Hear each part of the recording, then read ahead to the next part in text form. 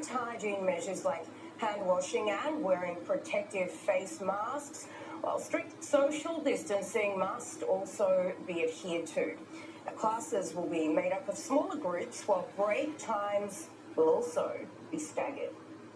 Let's now bring in our correspondent. Kind of a classroom in central Israel. As you can see, kids already returning to school after the classrooms being shut down for around 2 months in order to stop the spread of coronavirus.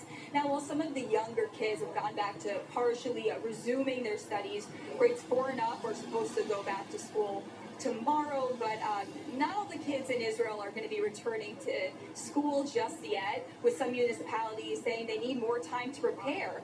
Also, kids will not be going to. Why the kids behind me are not wearing masks is because they're in 3rd grade. It's really just the kids who are in 4th grade and up that need to wear masks in the classrooms now.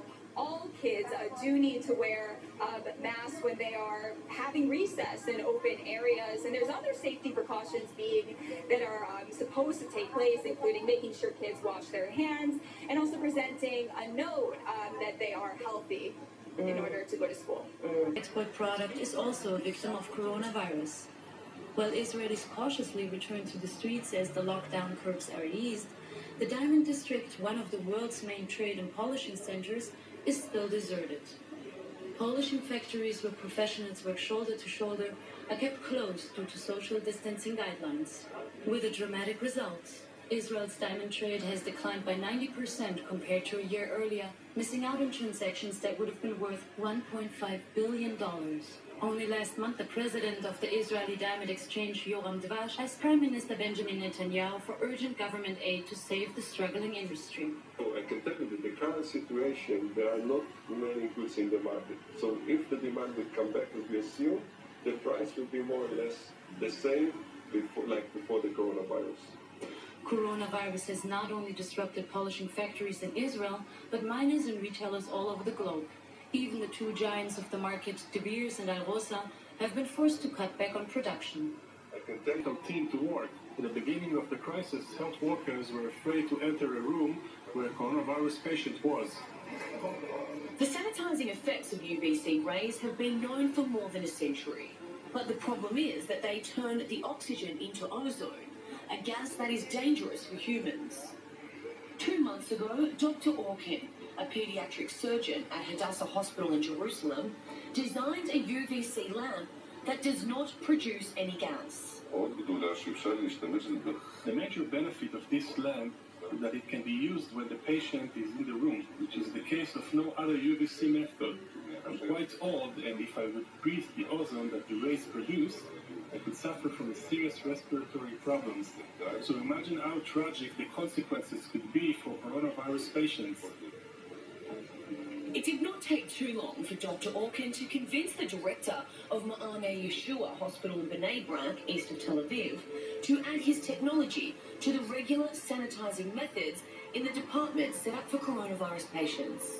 We are using presently ultraviolet light to sterilize rooms for patients on. The effectivity is limited because you can only affect the surfaces which are exposed to light. Okay, you don't go beneath the bed and you can't go in all kinds of corners, but the effect is significant because we believe that the rooms are safer. I mean, stuff which comes in is less prone to get infected, and possibly patients are not getting reinfected from viruses which are spread in the air. Coronavirus patients in the last 2 months. The UVC lamp is always lit in the patient's rooms because it presents no risk to the skin. But on the other hand, it can irritate the eyes, and it is recommended not to look at it. In very infected places, the rule will be to wear glasses. The places that are less infected or not infected at all can be sanitized when there are no people. For instance, at night, in the malls. The most important thing is to adapt the technology for public buildings. And so we have time.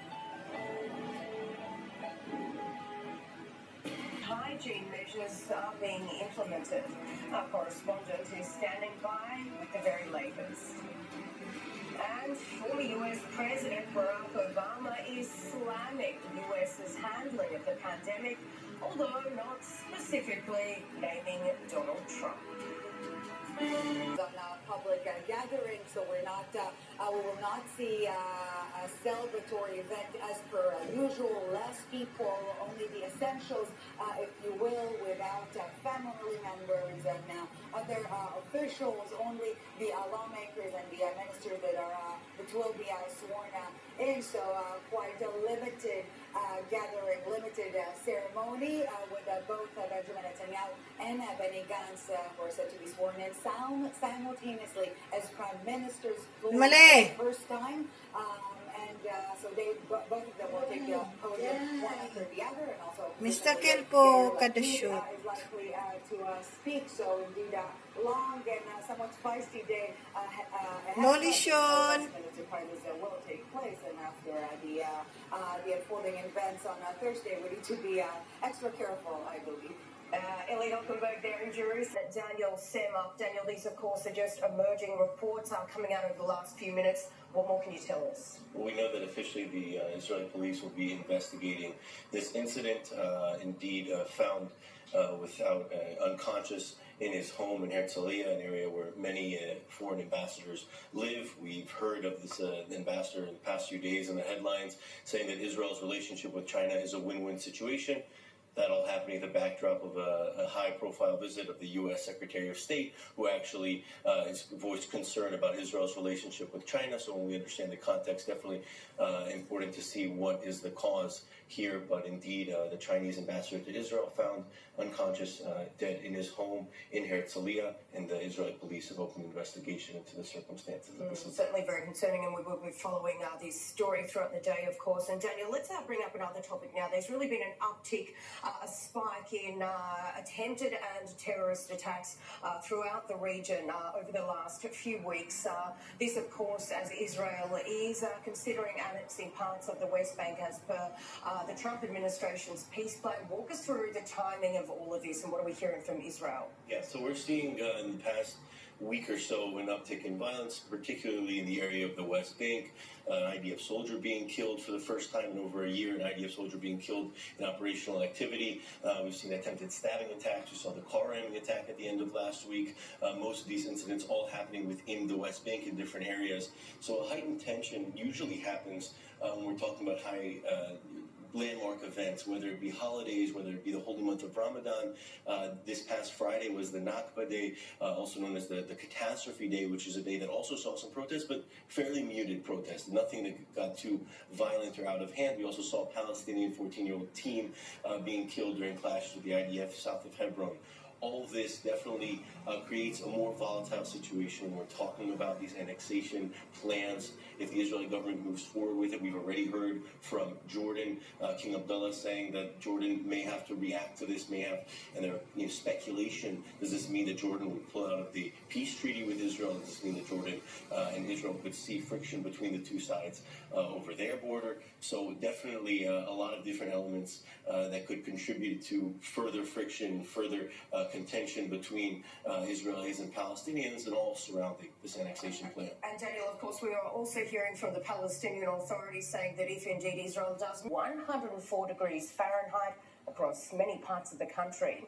Now, this is the infection rate continues to decline with 268 deaths and less people attached to respirators. Now, currently, the number of active cases stands at just 3,485. Now, there seems to be quite a lot of confusion, though, regarding the current restrictions, with malls and parks open and beaches open for surfers and swimmers, but not for sunbathing. Now, police have been seen moving people along, but not issuing any fines. Beaches are officially expected to open later this week. Perfect, finally. After 2 months we were in the home. We miss to the beach. And finally we go to the beach. Look, the corona is celebrating here. We are used to the city, to the hot, so it's okay. It will be like that for July, August. It will relax and then it will come up again. But it's nice. Maybe it took away the corona, I don't know.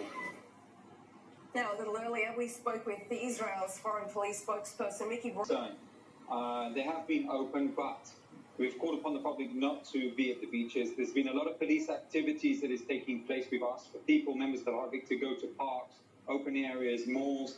But of course, over the weekend, I think due to the fact that there was a heat wave hitting the country, people needed to get out. It's obviously the people and the public's responsibility not to spend time at beaches in the way that it did happen. And obviously that is something that is being looked at, both in terms of the police activity on the ground as well as the Ministry of Health. People will have to wear masks in the same way as they've been wearing masks in all public areas and malls until we've seen now, both in shop areas, and that is something that is significant. When the beach will be open up officially, then we'll see more activity, more police officers again. And obviously the message to the public is stay safe at all times. Consider what is going on around you, be careful, and social distancing is absolutely necessary. Meanwhile, schools across the country are all expected to open this week. People are doing what they have to do to stay safe. Beaches are also open in Los Angeles County, California, also with restrictions. Hopefully people are being responsible and, won't ruin it for everybody else. Even in New York State, upstate regions are opening up. But it is still reliant on what we do. It is reliant on human behavior. But some states are seeing their daily number of new coronavirus cases rise, like Texas, South Dakota, and Arkansas, where Governor Asa Hutchinson had initially planned to move to a phase 2 opening Monday. There are a lot of good indicators in Arkansas, but we still want to be careful as we continue to look for ways to lift up some of these restrictions. Friday, the director of the CDC said the U.S. could pass the grim milestone of 100,000 COVID-19 deaths by June 1st. As states reopen economies at different speeds, House Democrats passed a $3 trillion relief proposal Friday night. The HEROES bill is passed. But Republicans say it is dead on arrival in the Senate, where they hold the majority. President Trump is spending the weekend at the Camp David retreat in Maryland with some GOP members of Congress. In Washington, I'm Karen Kafa. It's gradually beginning to return to normal with these images you can see here showing people dancing on the banks of the Yangtze River as music blared from speakers. Now, Wuhan lifted its strict lockdown on April 8th, with people clearly happy to be out and about, although memories of the virus still linger. It's my first time to come out since the epidemic. I'm in a great mood. I do still feel a little constrained. Dancing doesn't feel as free with a mask, and I'm a little afraid that there could be a cross-infection. And let's go back now to our development.